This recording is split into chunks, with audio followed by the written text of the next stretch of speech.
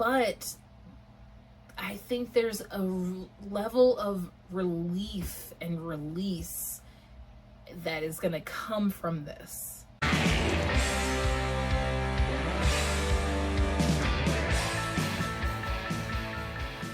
Hi Sagittarius, thank you so much for being here. If it's your first time, welcome. If you've been here before, welcome back. It's so good to see you.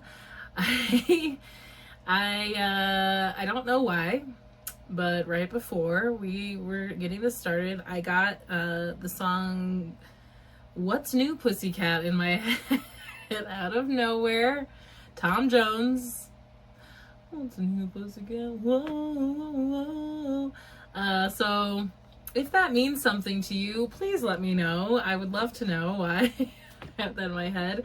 One of my favorite Sagittarians, who is my nephew, just recently in the last year, I think last summer, started listening to Tom Jones because his mom showed him Fresh Prince of Bel-Air, which solid classics all around. So I was like, well, he's the only Sagittarius I can think of who would really like Tom Jones. So maybe that's for him.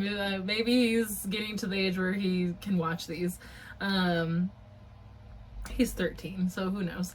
But I love you. I love you so much. So good to see you, Sag. We are shifting the tarot scopes from seasonal for the astrology seasons, the individual signs, to monthly. I think it's just kind of naturally flowed that way. That's kind of the structure that's already out there. So maybe that will might help the algorithms also. And that's just kind of the way things have been flowing. So you can still go watch your Taurus season tarot scopes. It's like Taurus season / May. And then I will still be offering the collective readings for the season. I might move those over to my Patreon. I haven't decided yet. I am on Patreon now. Those links are below. And then you can always get the new moon and the full moon readings for all signs. And right now you can go watch the Lovers reading, the Lovers card reading for Gemini season. And also the Gemini new moon video is up as well. So yeah, let's get into it. We are using the Modern Witch Tarot by Lisa Sturl. And the Shaman's Dream Oracle by Dr. Alberto Violdo and Colette Baron Reed. Let's see what June has in store for you. Oh, it's also your full moon this month. And it's Pride Month. So what's up to all my fellow queers and steers? All my brothers and sisters, all my siblings out there.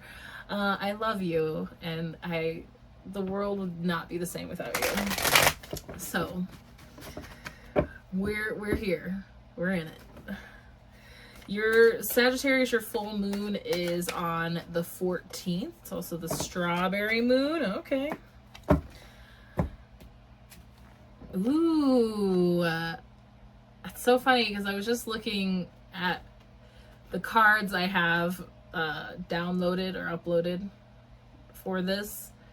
For the pictures, and this one I have not pulled out of this deck yet, I realize, for these, and it's one of my favorite cards because it is the Death card, and it's one of my favorite cards because I'm very morbid and because it is the Scorpio card. So Sagittarius, your season comes just after Scorpio season. I have a lot of Sagittarians in my life that I love and adore and don't know where I'd be without. And I feel like you are good. Sag and Scorpio have a lot of similarities.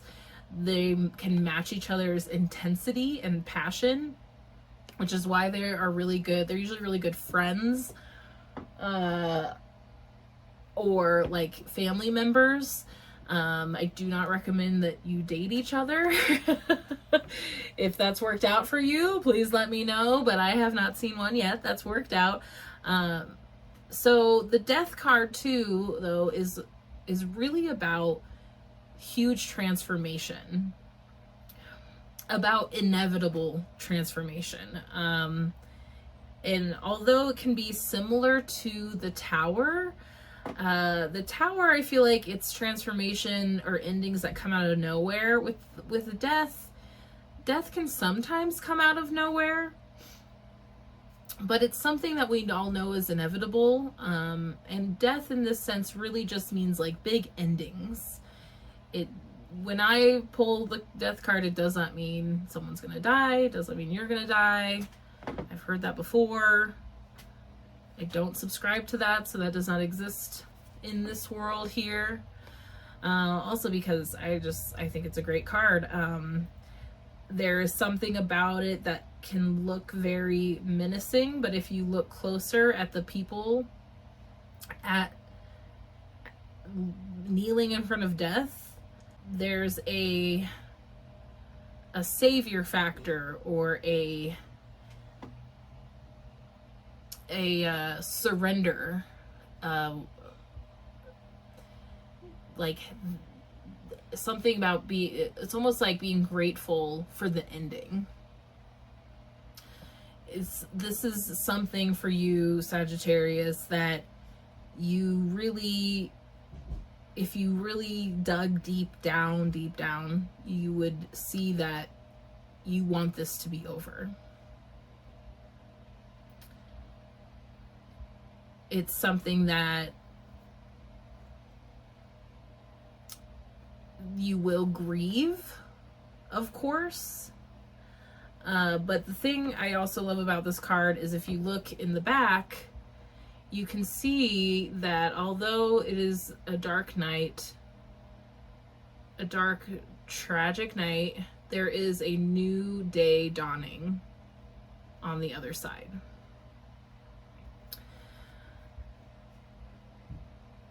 That the sun will rise again. There is a part of this, although it is not the Tower, there is a part of this that feels like it's completely out of your control also.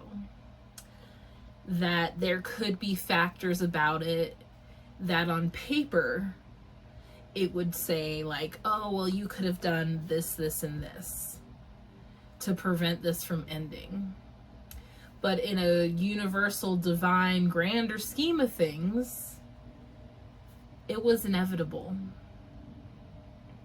It was inevitable. The cycle was finished. The story's over. It's just like when they try to keep making seasons of shows and you're just like, okay, now we're just doing the same thing over and over again and this isn't that good anymore.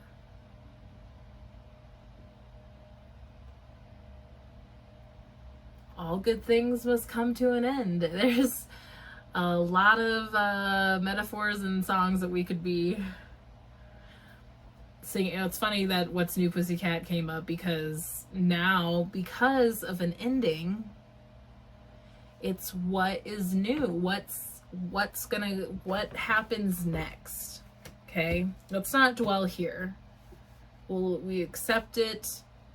You can grieve, you can cry, you can have all the emotions. It does not mean that you should not have all the emotions. It was still important to you.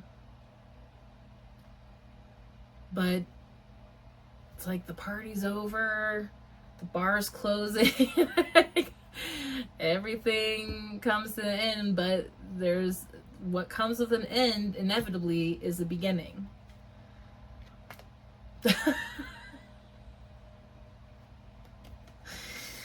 I hope our beginning is after this because it is literally the Tower in reverse, y'all. Oh my god. What the fuck?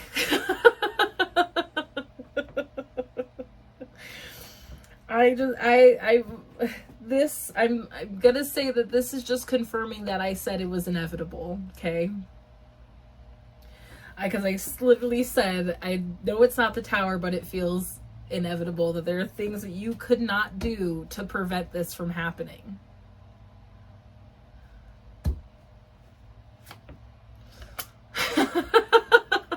Thank the maker, Ace of Swords.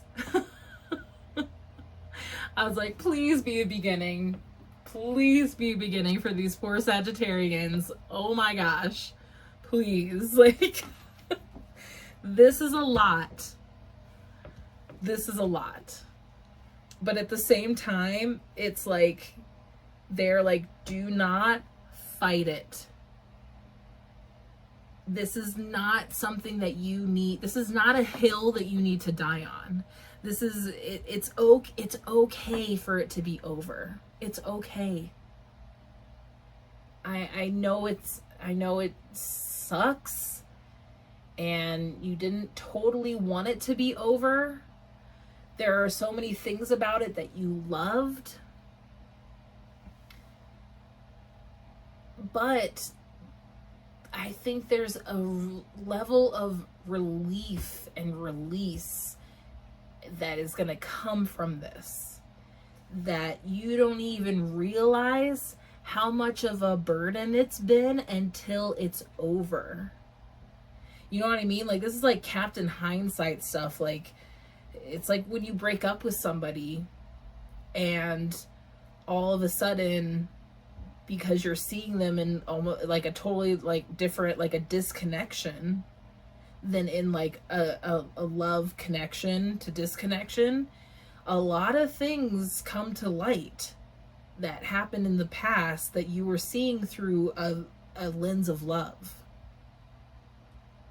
And then you look back and you're like, oh, that was fucked up, and that was fucked up, and that was a burden, and that was wrong, and that was not okay. And our new beginning, our new chapter, your new story is literally new opportunities.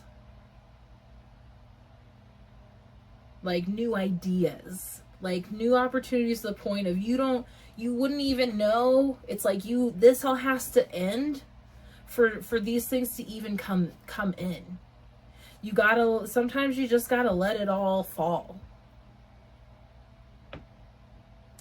Oh, it makes me think of this podcast. I cannot remember the guy's name who does it. It's called the HoneyDew with Ryan Sickler, I think is his name. And also another great one is Terrible Thanks for Asking with Nora McInerney. That one I listen to more than the other one. My partner listens to the other one all the time, and I'll listen to it with him. And both have like really like regular people, celebrities, interesting people, but all people that have crazy ass stories about horrible things that have happened to them. Things that were outside of their control that they could do nothing about. Things that were tragic and abrupt endings, ailments, losses. But they all had such beautiful stories on the other side of the growth that came with it.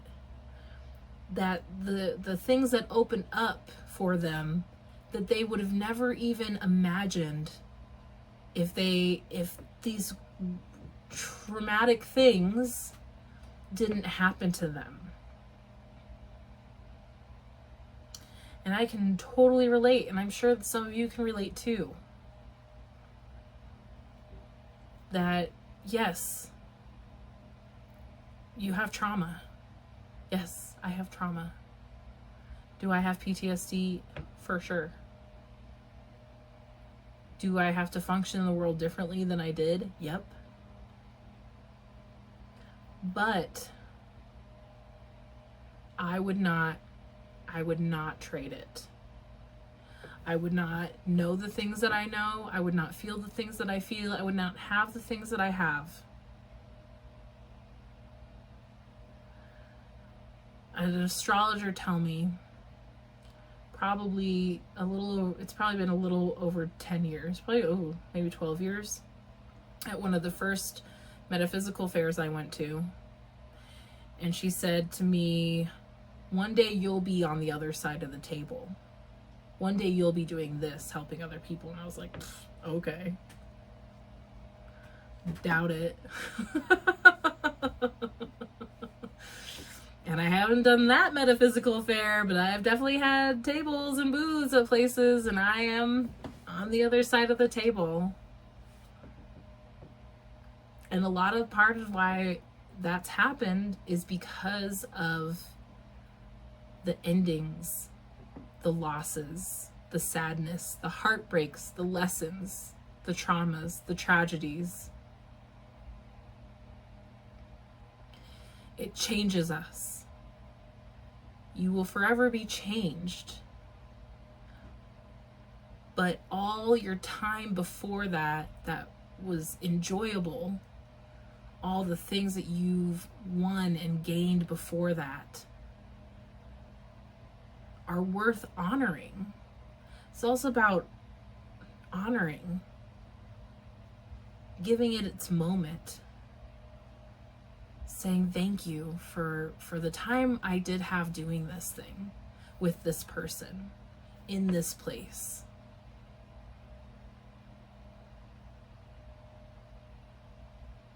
To say thank you instead of just being like, well, fuck me, I guess I failed. No. It might be over. It might be hard or difficult or emotional. It does not mean you failed at all. And it just means that there's now time and space for new things to come to you. And it's never too late for those new things, okay? We are busting down the paradigms and the mindsets that have been holding us all back.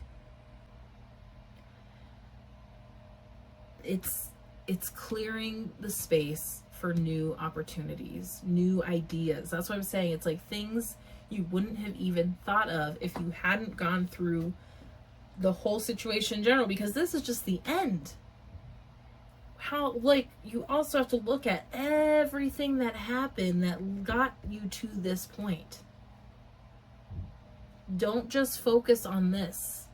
They were focusing on this because they want you to accept it. But you gotta honor the entire journey, okay? See what the core of it, the Hermit. You, by far, you're my 6th reading today. Most major arcanas. A bunch of people hardly even got them. And this is incredible. I really hope that you hear this. I hope that it finds you and I hope you find it when you need it. Even if you're watching this later and it's not June, it doesn't matter. Time is a construct. Recognizing also that it's almost like acknowledging how big of an ending it is for you. Because it almost feels like, in perspective of maybe some other hard endings and losses you've had, it doesn't seem as big. But that's why they're wanting you to look at the whole thing, okay? And recognizing that your grief over this, that you need to grieve, that is totally fair. And I think that's why the Hermit's coming up too. It speaks to the isolating a little bit, grieving, letting yourself recover, because you want to be in a good place to receive these opportunities. It is not a like, it's done and then it's starting again.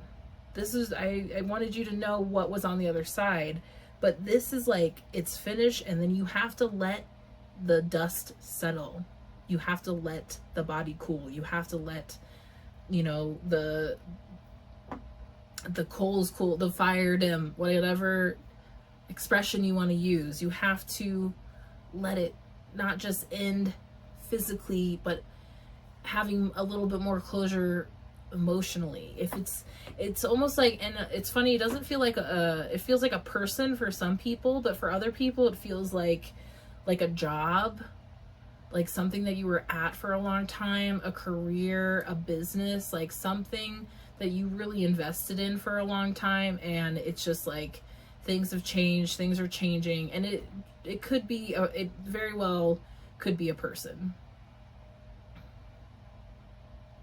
And this just means that there's like better opportunities for better relationships out there. Relationships that, again, are beyond what you could have even imagined. But there needs to be like, look how like similar the Death Tower, the Death card, the Tower card, and the Hermit are. There's a just a need to retreat a little bit and to integrate all of the emotion and grief that goes into it, because you have to give it its moment in order for you to learn and grow from it, and to be able to take, it's almost like when you let the dust settle, the ashes settle, because it's really like burning this thing down. And it's just like any sort of like forest fire. Like, yes, it destroys all these trees and things. But the ash creates fertile soil for new things to grow. That's why they do controlled burning on certain land, because it nurtures, it gives the soil nutrients it needs.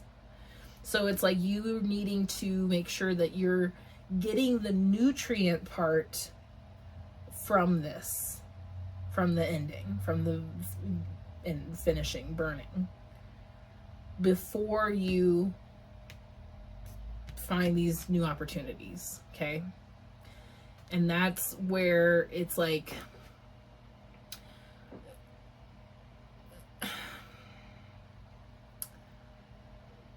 because there's a certain level of higher learning and like knowledge that comes with the Hermit, and so it's like this elevated like knowledge of yourself also, and the world, and how you've changed, how you're not the same person you were when you started this journey, and that's okay too. That's the point.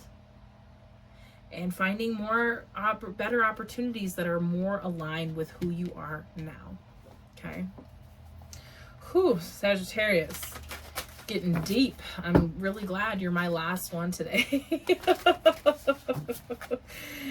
Because I have a lot of Sag in my chart. I have a Sag stellium, and so I have tons of Sag in my life. I love you. I understand. I get it. All your feelings are valid. I feel like you just do a lot better when you recognize the shadow parts. Okay. Number 43, overflow. We're getting all new cards this round, and I love it. Overwhelm and plenty. Okay, those are two things. How do they work together? It's interesting. Oh, that's not it. Next. Too much. Overwhelm and plenty. So many good things are headed your way or are already occurring in your life right now. Yet you may be thinking that they're not possible or you're not worthy of them. Abundance is everyone's natural state before we project our restrictions on it, defining what it means, who has it, who gets it, and so forth. Right now, take yourself out of your conditioning and look at your life through the eyes of plenty. There is so much beauty and love, opportunities and divine synchronicities destined to support your dreams abound and are lined up for you. Yet it's sometimes difficult to discern it all because you're bombarded with too much information and stimulation distracting you from the truth that all is well.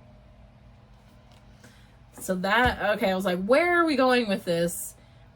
All is well. I'm telling you, you are allowed to have your process, but this is like, things are gonna look like on paper that you failed, or you know, you lost something, you're gaining things because of it. Sometimes all this overflow can be overwhelming, and you may find yourself responding with empathy overload. Empathy overload occurs when you tune in to the collective angst and fear about impending changes and uncertainties. Hello. It's unmanageable. You feel like you're drowning in those emotions. It's time to allow yourself to detach. Bring yourself back to your life. Restore your faith in a power greater than you, and remind yourself to focus on your smaller personal universe, which is much easier to manage. In this way, you know that you are a conduit for life's blessings and can share them with others, making this perception of overflow profoundly positive. See, and then it's about turning it into something positive.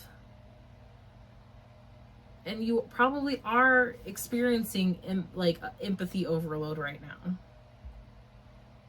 And that's when it is, there's like a getting quiet piece about this, I feel like, that like needing to, that's why I feel like it's like when we're talking about the hermit, like needing to retract, isolate. It's like needing to like stop reminding yourself for a little while of what's going on in the world at large that you have no control over,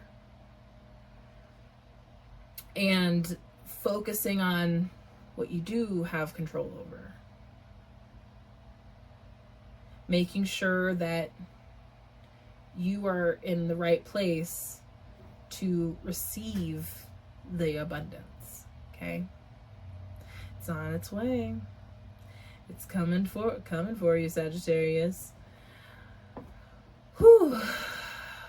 That was it. That was the one. Thank you so much for being here. Please let me know what resonated with you. If you have any questions, I'm always available for one-on-ones. Please check out my Patreon. Please be sure to like and subscribe, share with a friend. Go watch the Lover's card reading. Go watch the new moon reading. You can watch your tarot skills for your sun, moon, rising, Venus sign.